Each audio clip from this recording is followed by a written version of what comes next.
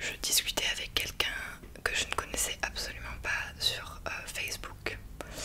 Voilà. Du coup sur Messenger, je sais même pas si c'était déjà Messenger à l'époque, c'était les messages Facebook. Et en fait, c'était la période c'était vraiment une période où je me cherchais, où j'avais l'impression que les gens ne me comprenaient pas, que j'avais un opinion sur la vie qui était complètement différent. En fait, moi j'étais déjà branchée vraiment réseaux sociaux. À l'époque, il y avait Insta, mais c'était pas encore l'explosion d'Instagram, c'était vraiment, je sais pas si c'était le début exactement, je sais pas quand est sorti Instagram, etc. Mais je me rappelle que moi j'avais un Insta qui était lambda, je mettais des photos lambda, j'essayais pas de faire ultra bien, je commençais un petit peu à toucher au filtre, etc. au niveau des lumières et tout, mais tranquille quoi.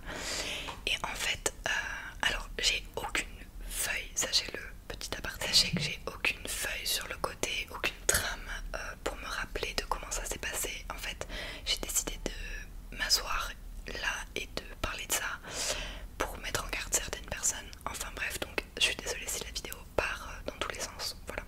C'est le temps que je me rappelle en fait. Donc bref, mes débuts sur Insta qui étaient assez laborieux.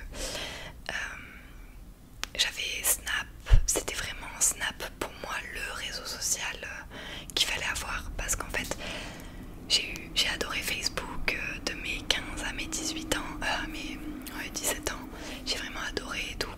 Et en fait je me suis mise à Snap quand c'est sorti pour le coup, et j'adorais ça parce que j'étais dans une période où on m'insultait de narcissique. Or je ne l'étais pas, je me cherchais juste, j'étais tout le temps, oui, tout le temps en train de prendre des photos de moi. Je dois en avoir 1 milliard sur mon ancien ordinateur qui est quasiment mort. Ouais, j'essayais de plaire, je devenais jeune femme, donc j'étais vraiment en quête de, pas de, comment dire, pas de reconnaissance, mais ouais, j'aimais bien qu'on me dise que j'étais jolie, etc. machin. Et voilà, sans pour autant que je le pensais en fait, genre j'étais vraiment pas sûre de moi, etc. Bref, voilà, donc je mettais, tout a un sens en fait, hein, je parle pas pour rien dire là, je mettais des photos de moi, notamment sur Facebook, et un jour, il y a un mec qui m'a contacté parmi tant d'autres, puisque je parlais à beaucoup de gens que je connaissais pas. D'ailleurs à l'heure d'aujourd'hui il y a plein de jeunes qui parlent à des gens en profondeur, pas juste salut ça va, à des gens qui connaissent pas, et c'est genre vraiment dangereux en fait de, bah voilà, on peut tomber sur n'importe qui, la preuve. Donc parmi tous les garçons à qui je parlais que je connaissais pas machin, il y en a un qui avait un meilleur speech que les autres. Ça peut paraître vraiment con, mais ouais, c'était lui. Genre il était blond aux yeux bleus, et à l'époque je commençais à aimer de plus en plus les bruns aux yeux marrons avec la barbe et tout, mais pas encore tout à fait. J'étais quand même dans mes kiffs d'avant qui étaient les blonds aux yeux bleus, mais il était pas très beau, il avait un peu une tête de lion, très bizarre à dire. Et attendez, je suis désolée si je regarde le retour, mais c'est que j'ai testé de mettre ma mèche sur le côté, j'ai des petites mèches qui vont pas, enfin bref, la narcissique, bonjour. Et du coup, ce mec là avait un meilleur speech. On a commencé à parler, alors c'était mon ancien Facebook, donc j'ai 0 message, rien du tout qui pourrait me rappeler en fait comment ça s'est déroulé, mais on a parlé pendant un moment. Et en fait il me plaisait pas trop physiquement, mais je sais pas, ça changeait des gens dans ma petite ville et tout, ça me faisait connaître un peu du monde extérieur, parce qu'on se connaît tous plus ou moins de là où je viens, de Serre Chevalier, et du coup genre bah ça changeait en fait. Et les semaines passent, on discute, et en fait ce mec là il devient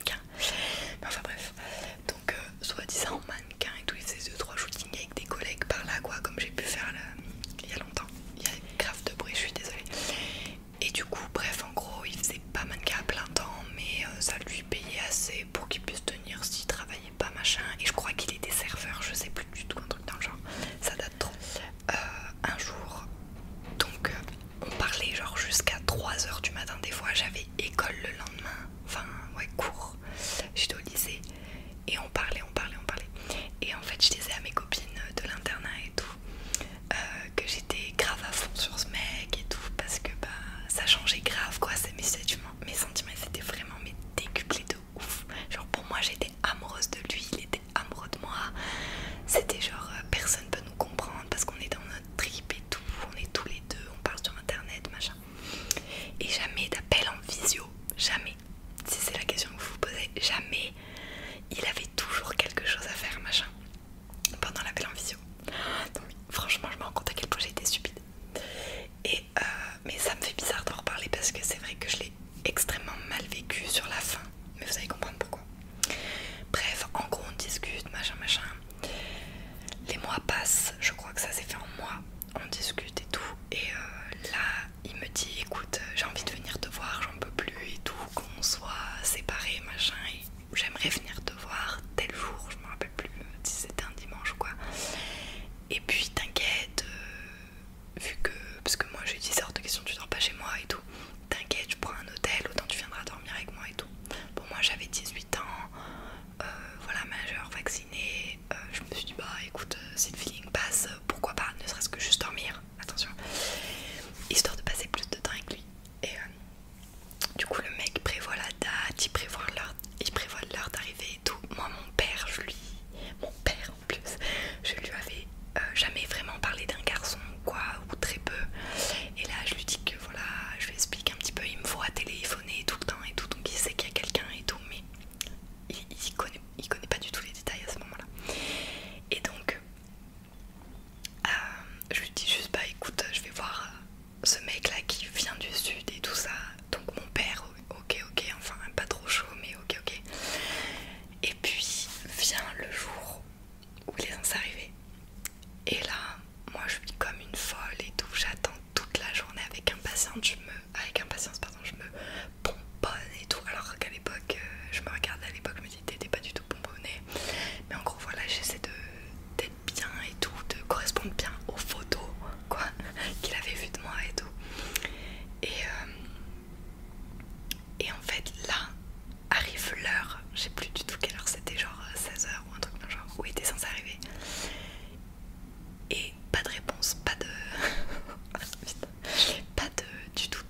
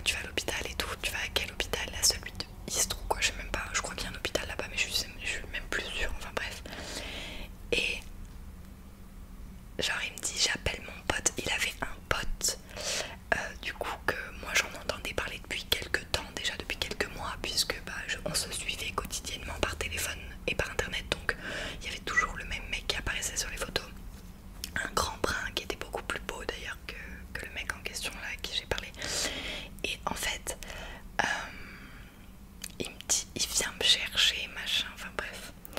C'est lui parce que la voiture, ils ont fracassé la voiture, un truc dans le genre, enfin bref, je me rappelle plus exactement, mais en gros il pouvait pas y aller tout seul, c'était pas possible. Et puis je disais genre appelle les pompiers, il me disait non non, je vais pas appeler les pompiers, il y a machin qui vient et tout. Donc je dis bah c'est trop bizarre parce que enfin je crois de Nice à Istres il y a quand même quelques bornes quoi, donc le temps qu'ils viennent machin, enfin bref, je me rappelle plus de l'histoire en détail, c'est pénible. En gros son pote arrive et il décide finalement après l'hôpital, puisque l'hôpital ne le garde pas, je mets toujours des guillemets, vous allez comprendre pourquoi. Et en fait genre, mais c'était trop bizarre en vrai. En fait, ils me disent, enfin, genre son pote m'écrit et tout, et il me dit ouais on rentre à Nice, machin, on laisse sa voiture là, on verra plus tard ou je sais pas quoi. On rentre à Nice, donc bon bah moi ma soirée est tombée clairement à l'eau, je me suis préparée pour rien, je me rappelle j'avais fini chez moi tranquille sur l'ordi, un peu agacée, un peu triste aussi parce que je pensais jusqu'au bout que c'était vrai en fait. Et j'ai su, alors je suis désolée, c'est une story time qui est courte parce que je me rappelle vraiment pas des détails, mais j'ai su par la suite en fait par une nana qui à l'époque était jalouse de moi par rapport à le lien que j'avais avec ce fameux mec là, ce fameux harceleur. Elle était du coup jalouse de moi, machin, durant les mois où on commence à se fréquenter. Et genre, je sais plus si c'était pas une histoire de soit c'était sa meilleure amie, soit son ex, un truc dans le genre. Et du coup, on s'était pris le chou par Facebook, je me rappelle, avec cette fille. Et en fait, un jour, mais genre quelques semaines après, parce que après l'accident, genre j'avais plus trop de nouvelles et tout, le fameux accident, j'avais plus trop de nouvelles. Et en fait, il y a cette nana là qui vient me voir en message, mais c'était pas, comment dire, on va dire qu'elle s'appelait Lola.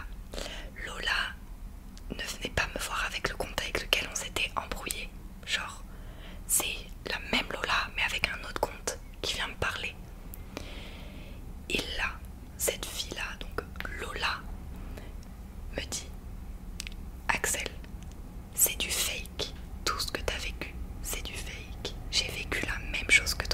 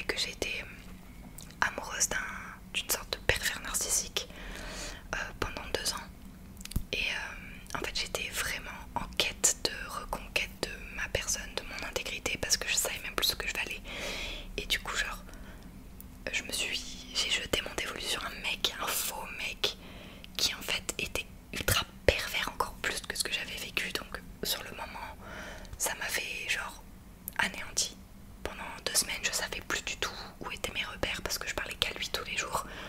J'étais paumée quoi, j'étais vraiment en mode quoi, mais c'est à dire que tout ce que j'ai fait, tout ce que j'ai dit c'était faux, c'était du vent, c'était de la pure invention de sa part, c'était de la manipulation, et c'était horrible en fait, genre même là ça m'émeut limite. Mais enfin bref, du coup en gros là je suis en train de ressentir là ce que moi je me suis empêchée de ressentir après ces 2 semaines, parce que j'ai fait une mini descente aux enfers en se demandant mais pourquoi, genre pourquoi moi, pourquoi tout ça, pourquoi ce mec là, pourquoi machin, pourquoi j'ai dit oui, pourquoi j'ai parlé, pourquoi je me suis livrée, etc. Et après au bout de 2 semaines, retour à zéro, j'ai dit c'est mort, je me laisserai pas avoir encore une fois de plus par la malhonnêteté de cette personne et tout. Et du coup cette nana là, la fameuse Lola, elle aussi elle a vécu un truc horrible et tout ça, et je pense qu'il y en a d'autres. Et en fait elle m'a donné le vrai Facebook du fameux Marcel. Après elle m'a dit regarde c'est lui, en vérité en fait c'était un mec lambda qui faisait le kéké sur la plage à Nice, et en fait voilà quoi. Donc en gros je veux vraiment vous raconter ça parce que c'est quelque chose dont j'ai peu parlé. J'en ai pas parlé à ma famille, j'en ai déjà parlé à ma petite soeur par contre, pour la mettre en garde, pour lui dire qu'il y a des gens qui sont malhonnêtes, parce que elle a 17 ans, elle est en quête de est-ce qu'on me trouve belle, est-ce que je suis au goût de certaines personnes, est-ce qu'on me trouve cool, etc. Et en fait ça peut aller très vite. C'est vrai que maintenant avec Instagram on s'abonne, les gens s'abonnent et on se retrouve avec 1000 abonnés facilement parce qu'on a 1800 abonnements en retour, etc.